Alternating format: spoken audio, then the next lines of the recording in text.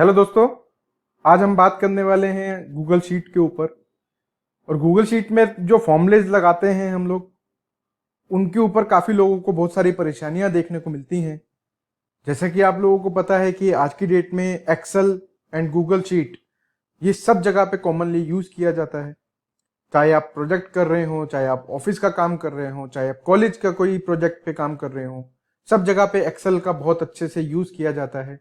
और एक्सेल के ऊपर कई बार क्या होता है कि आपको जो फॉर्मूला लगाना है, जो आपको वैल्यूज निकालनी है, वो वैल्यू निकालने के लिए जो चीज़ आप फॉर्मूला लगा के 1 सेकंड 1 मिनट में कर सकते हैं, उसके लिए आपको काफ़ी लंबा टाइम लगाना पड़ता है, सारा डाटा बनाना पड़ता है, तब जाके वो वैल्यू आप निकाल पाते हैं। तो यहाँ पे आज मैं इस वीडियो में आपको ये 3 चीजें बताऊंगा कि वी लुकअप हम कैसे यूज कर सकते हैं लाइव शीट पे, जो कि एक गूगल शीट होगी। पाइवट टेबल हम कैसे यूज कर सकते हैं, और हम गूगल शीट को प्रोटेक्शन कैसे कर सकते हैं कि जो हमने फॉर्मूला लगाया है उस फॉर्मूला को कोई भी छेड़खानी ना कर पाए। तो चलिए अब बात करते हैं आज के इस वीडियो के ऊपर। तो आप देखेंगे यहाँ पे आपको एक जो डेटाबेस है वो देखने को मिल रहा है, जिसमें मैंने स्टूडेंट्स के नाम लिए हैं और साथ में उनके सब्जेक्ट के नाम लिए हैं। और साथ ही आप देखेंगे तो जो उन्होंने स्कोर ग्रेड करा, जो उन्होंने स्कोर अर्जित करा अपने टेस्ट के अकॉर्डिंग, उसका नंबर आपको यहाँ पे दिखाई देगा। तो अब अगर मैं बात करता हूँ सबसे पहले वी लुकअप की, तो वी लुकअप में मैंने शीट 2 ओपन किया। शीट 2 ओपन करने में मैंने बोला अखिल, और अखिल जो एक स्टूडेंट है उसका हिंदी और इंग्लिश का टोटल मार्क्स कितना बनता है आउट ऑफ 200, और उसका परसेंटेज क्या होगा वो। ऐसे ही आप देखेंगे तो कंप्यूटर एंड पंजाबी का क्या परसेंटेज रहेगा, मैथ एंड साइंस का क्या परसेंटेज रहेगा, हम लोग यहाँ पे वी लुकअप के थ्रू निकालने की कोशिश करेंगे। तो अगर मैं सबसे पहले क्लिक करता हूं इक्वल टू, आपको यहाँ पे करना है कि वी लुकअप लिखना है। देन उसके बाद आप ब्रैकेट स्टार्ट करिए, आपको कौन सी वैल्यू फाइंड करनी है, जैसे मुझे इस केस में अखिल फाइंड करना है। देन उसके बाद मैं कॉमा लगाऊंगा, शीट 1 में जाऊंगा क्योंकि मेरा सारा डेटाबेस इसी शीट 1 में आपको देखने को मिलेगा। अब यहाँ पे मैं सिलेक्ट करूंगा कि आपका जो डाटा का रेंज है वो कहां तक है। तो आप देखेंगे जैसे ए तक, ए आपका स्टूडेंट का नाम हो गया जिसमें मैं अखिल फाइंड आउट करूंगा। और उसके बाद मेरे को हिंदी और इंग्लिश 2 सब्जेक्ट लेने हैं। तो हिंदी अगर सब्जेक्ट लूंगा तो हिंदी आप देखेंगे यहां पे हिंदी का डाटा है, तो अखिल और हिंदी का डाटा विच इज 40, यहां पे मेरे को मैन्युअली उठाने की बजाय मैं यहाँ पे फॉर्मूला से लगाऊंगा और मैं कॉमा लगा के आप देखेंगे तो 1 2 3 4 रो मैंने यहाँ पे ली, कोमा 4 एंड कोमा 0। ठीक है, इसके बाद मैं आपका ब्रैकेट क्लोज करूंगा। ऐसे ही मेरे को इंग्लिश का नंबर भी इसमें प्लस करना है, तो मैं यहाँ पे प्लस लिखूंगा, V lookup, again bracket start. और मेरे को जैसे आपको मैंने पहले बताया था शीट 2 में कि अखिल जो है वो A2 कॉलम में है, तो A2 मैं सेल यहाँ पे सिलेक्ट करूंगा, अगेन कोमा, और उसके बाद मैं यहाँ से रेंज दोबारा से सिलेक्ट करने जाऊंगा और इंग्लिश तक ले जाके कोमा। अब आप देखेंगे तो यहाँ पे आपके जो कॉलम्स हैं वो आपके 6 कॉलम्स होते हैं, तो 6 इंटू 6,0 और देन उसके बाद मैं ब्रैकेट क्लोज कर दूंगा और एंटर मार दूंगा। तो आप देखेंगे यहाँ पे आपका जो अखिल का नंबर है वो आपको पॉपुलेट होता हुआ दिख रहा है ऑटोमेटिकली, और उसका परसेंटेज भी आपको ऑटोमेटिकली यहाँ पे दिख रहा है क्योंकि मैंने परसेंटेज के लिए फॉर्मूला ऑलरेडी लगा रखा था। तो अब आप देखेंगे तो अखिल के नंबर 85 कैसे हुआ वो अगर आप देखना चाहें तो अखिल का नंबर हिंदी के अंदर 40 नंबर था और इंग्लिश के अंदर 45 नंबर था। तो इन दोनों का सम अगर हम करेंगे तो यहाँ पे आपको 85 नंबर दिखाई देगा। तो ऐसे ही मैं अगर मुझे बाकी सारे जो स्टूडेंट्स हैं उनके नंबर भी निकालने हैं तो मैं यहाँ पे जाऊंगा, नीचे सिलेक्ट करूंगा और कंट्रोल डी कर दूंगा, तो ऑटोमेटिकली सबके नंबर यहाँ पे टोटल होके आ गया, उनका परसेंटेज आ गया और बहुत ही आसानी से मेरा ये डेटाबेस यहाँ पे क्रिएट हो गया। अब मैं आगे जाऊंगा कंप्यूटर के लिए, तो अगेन वी लुकअप, आपका सेल, कौन सा सेल का फाइंडिंग आपको करना है। देन उसके बाद शीट 1 में आप जाएंगे और उसके बाद आप यहाँ पे सिलेक्ट करेंगे रेंज को। अब जैसे मैंने उसमें लिखा था कंप्यूटर, तो कंप्यूटर आपका देखेंगे तो सबसे लास्ट में है which is 7, then 0 bracket close plus V lookup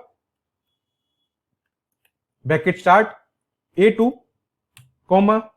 अब आप देखेंगे तो दूसरा सब्जेक्ट कौन सा था, पंजाबी, तो कंप्यूटर एंड पंजाबी हमें कंसीडर करना है। दोबारा से रेंज सिलेक्ट करूंगा और पंजाबी यहां तक आप देखेंगे तो 1 2 3 4 5 कॉलम आपको यहां पे सिलेक्ट करने हैं एंड देन 0 और ब्रैकेट क्लोज मैं कर दूंगा। मेरे को कुछ नहीं करना, मेरे सारे वैल्यूज यहाँ पे ऑटोमेटिकली पॉपुलेट होते हुए दिखेंगे। तो ऐसे ही करके अब हम यहाँ पे सभी सब्जेक्ट का डाटा निकाल सकते हैं सभी स्टूडेंट्स के लिए। अब ऐसी आप बताइए कि आप मुझे कमेंट करके बताइए कि मेरे को यहाँ पे क्या लिखना चाहिए मैथ के फॉर्मूला के लिए, कि मेरे को मैथ का और साइंस का फॉर्मूला अगर वैल्यू निकालना है तो मुझे वो क्या फॉर्मूला वहां पे लगाना है, आप मुझे कमेंट करके बताइएगा, ताकि मैं समझ पाऊं कि मैं आपको जो वीलुकअप लगाना बता रहा हूं आप उसको आसानी से समझ पा रहे हैं। तो मैं यहाँ पे अभी क्वेश्चन मार्क छोड़ देता हूं। आप क्वेश्चन मार्क को जब आप यहाँ पे मेरे को कोई भी एक फॉर्मूला लगा के अगर आप बताएंगे तो मैं यहाँ पे आपको अगले वीडियो में इसमें आपको बताऊंगा कि आपने जो फॉर्मूला बताया था वो फॉर्मूला करेक्ट है या गलत है। ठीक है, अब मैं आगे चलता हूं। दूसरा हमारा चैप्टर क्या था, हम यहाँ पे बताएंगे पाइवट टेबल के लिए। तो आप देखेंगे शीट 1 पे मैं दोबारा से जाता हूं। शीट 1 पे मैं गया, मैंने यहाँ पे इंसर्ट पे क्लिक करा और पाइवट टेबल पे क्लिक कर दिया। अब पाइवट टेबल पे क्लिक करने के बाद हमें यहाँ पे कुछ नहीं करना। आप देखेंगे तो यहाँ पे आपके पास ये इस तरह से एक विंडो ओपन हो जाती है, जिसमें आपको साइड में सर्च में आप देखेंगे तो स्टूडेंट नेम और सारे सब्जेक्ट का नाम आ रहा है। सजेस्टेड में आप देखेंगे तो यहाँ पे आपको रोज, कॉलम्स, वैल्यूज और फिल्टर्स आपको देखने को मिलेंगे। तो यहाँ पे आपको जो चार्ट बनाना है, आपको जो भी आपको टेबल बनाना है वो टेबल आप अपने अकॉर्डिंग बना सकते हैं। अब मैं यहाँ पे बोलता हूं कि मेरे को रोज के अंदर अपना जो स्टूडेंट का नाम है वो लेके आना है, तो मैं ऐड पे क्लिक करूंगा और स्टूडेंट को सिलेक्ट कर दूंगा। तो आप देखेंगे यहाँ पे स्टूडेंट के नाम ऑटोमेटिकली ऑटो पॉपुलेट हो गए। देन उसके बाद मैं कॉलम्स में जाता हूं, तो कॉलम में मैं जाऊंगा, मैंने बोला कॉलम में मेरे को सबसे पहले हिंदी एंड इंग्लिश इन दोनों का मेरे को नंबर लेके आने हैं। तो मैं इन दोनों के नंबर आप देखेंगे तो ऊपर आपको कॉलम में देखने को मिल रहे हैं। तो मैं अगर इन दोनों का टोटल हटा देता हूं तो आपको यहाँ पे इस तरह से दिखाई देगा। लेकिन अगर आप ये चाहते हो कि मेरे को यहाँ पे कॉलम में ये वैल्यू नहीं चाहिए और मैं यहाँ पे वैल्यूज में जाके अगर हिंदी सिलेक्ट करता हूं तो आप देखेंगे आपको नंबर यहाँ पे बिल्कुल स्टूडेंट के नाम के सामने दिखाई देंगे। तो आपको यहाँ पे ये बेनिफिट होगा कि आपको जैसे हिंदी और इंग्लिश का नंबर लेना है, आप यहाँ पे सिलेक्ट कर सकते हो कि आपको सम चाहिए, काउंट चाहिए, एवरेज चाहिए, वो सब कुछ आपके पास ऑप्शन अवेलेबल है। अगर मैं यहाँ पे मैंने सम सिलेक्ट किया हुआ है तो आप देखेंगे यहाँ पे इन सब का टोटल भी आपको देखने को मिलेगा और हर सब्जेक्ट में किस बच्चे का क्या नंबर है वो आपको यहाँ पे दिखाई दे रहा है। अब इसमें मैं क्या करूंगा, अगर मेरे को जैसे मैंने आपको इस वाले उसमें बताया था कि आपको वी लुकअप के थ्रू दोनों का नंबर टोटल करके परसेंटेज निकालना है, यहाँ पे एक एडिशनल फॉर्मूला मैं लगाऊंगा। यहाँ पे जो फॉर्मूला मेरा सम की तरह यूज होगा, इसमें मैं बोलूंगा सम ऑफ दिस प्लस दिस। तो ये आपका टोटल आ गया। अब इस टोटल का अगर आप मैं परसेंटेज की बात करता हूं तो आप देखेंगे ये नंबर जो है, क्योंकि दो सब्जेक्ट का टोटल नंबर है हिंदी और इंग्लिश का, विच इज आउट ऑफ 100।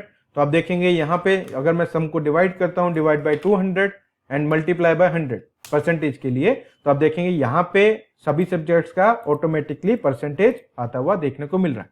तो हर बच्चे का हिंदी और इंग्लिश में कितने नंबर आए, उसका क्या परसेंटेज था, वो आप यहाँ पे आसानी से देख सकते हैं। अगर आप क्रॉस चेक करना चाहें तो विवेक का 55.5% है और यहाँ पे आप देखेंगे तो विवेक का 55.5% आपका वैल्यू देखने को मिल रहा है। तो दोनों जगह पे आप देखेंगे तो बिल्कुल सेम वैल्यू आपको आती हुई दिख रही है। ये मैंने पाइवट टेबल के थ्रू लेके आया और ये मैंने आपको दूसरा वाला जो था वो वी लुकअप के थ्रू लेके आया था। तो अब वी लुकअप आपको लगाना मेरे ख्याल से आ चुका होगा, पाइवट टेबल आपको यूज करना मेरे ख्याल से आ चुका होगा। मैं अब दोबारा से एक बार और दिखा देता हूं। अगर मेरे को यहाँ पे अगर मैं कहता हूं कि मेरे को हिंदी और इंग्लिश का नहीं चाहिए नंबर, मैं हिंदी और इंग्लिश के नंबर हटा देता हूं यहाँ से और मैं कहता हूँ मेरे को आपका जैसे मैंने आप सेकंड शीट में मैथ और साइंस के नंबर छोड़े थे, मैंने बोला कि मेरे को यहाँ पे मैथ का नंबर बता दीजिए और साथ में मेरे को साइंस के नंबर बता दीजिए। तो उसका परसेंटेज निकालना है तो मेरे को देखिए बिल्कुल आसानी से यहाँ पे परसेंटेज आता हुआ देखने को मिल रहा है। तो अब कौन सा बच्चा किस सब्जेक्ट में स्ट्रांग है, कौन सा बच्चा किस सब्जेक्ट में स्ट्रांग नहीं है, वो सब चीजें आप यहाँ से आसानी से निकाल पाएंगे। मैं आपको आने वाली वीडियो में और बेटर लेवल पे बताऊंगा कि आप अपना जो गूगल शीट है उसके ऊपर आप क्या क्या चीजें कर सकते हैं, कैसे उस पर आप अपना इंटरलिंकिंग कर सकते हैं दो गूगल शीट्स को। नॉर्मली आप जो भी वीडियोस देखते होंगे वो आपको सारी एक्सेल बेस्ड दिखाई देती हैं, कोई भी आपको गूगल शीट पे नहीं बताता है, लेकिन मैं ये लाइव गूगल शीट पे आपको काम करके बता रहा हूं। आप देखेंगे तो यहाँ पे आपको एक डाटा भी दिख रहा है, उसका मैंने आपको वी लुकअप भी दिखाया, पाइवट टेबल भी दिखाया। अब मैं तीसरा आपको दिखाता हूं। जैसे मैंने यहाँ पे वी लुकअप लगाया है, वी लुकअप लगाने के बाद मैं चाहता हूं कि मैंने ये शीट जिसके साथ भी शेयर करी है वो इस शीट पे कुछ भी चेंजेस ना कर पाए, तो मैं यहाँ पे जब राइट क्लिक करूंगा तो यहाँ पे एक प्रोटेक्ट शीट का ऑप्शन आता है। आप जब इस पे क्लिक करेंगे तो आपसे पूछेगा कि आप क्या करना चाहते हैं, मैंने बोला वी लुकअप शीट लॉक, उसके बाद उसने पूछा कौन सी शीट है, शीट मैंने सिलेक्ट करी। आपने बोला कि मैं पूरी शीट में लगाना चाहता हूं एक सर्टेन सेल को छोड़ के, तो आप सर्टेन सेल जो है उसको सिलेक्ट कर सकते हैं। मैंने बोला इस वाले परसेंटेज वाले कॉलम को कोई भी चेंज कर सकता है, उसके अलावा कोई दूसरा चेंज नहीं कर पाएगा। तो यहाँ पे जब आप देखेंगे तो C2 से C12 इसके बीच में जो फॉर्मूला लगा है वो कोई भी चेंज कर सकता है, इसके अलावा कोई भी कॉलम में कोई भी परसेंटेज, कुछ भी फॉर्मूला कुछ भी चेंज नहीं कर पाएगा। तो मैंने यहाँ पे बोला कि नहीं, मेरे को पूरी शीट पे फॉर्मूला लगाना है। देन उसके बाद यहाँ पे मैंने सिलेक्ट किया और उसके बाद मैंने यहाँ पे क्लिक कर दिया। तो क्लिक करने के बाद आप देखेंगे यहाँ पे 2 लोगों के साथ ये शीट शेयर है। शीट शेयर करने के बाद अगर आप चाहते हो कि जो मेरा दूसरा पर्सन है वो इसको चेंज नहीं कर पाए, तो आप यहां से उसका नाम हटा दीजिए और उसके बाद यहां से डन कर दीजिए। सिर्फ इतना सा करना है, जो दूसरा पर्सन है वो आपके अलावा इस शीट के ऊपर कोई भी चेंजेस नहीं कर पाएगा। वो सिर्फ डाटा देख सकते हैं, डाटा को समझ सकते हैं, कॉपी पेस्ट मार सकते हैं, लेकिन चेंजेस वो नहीं कर सकते।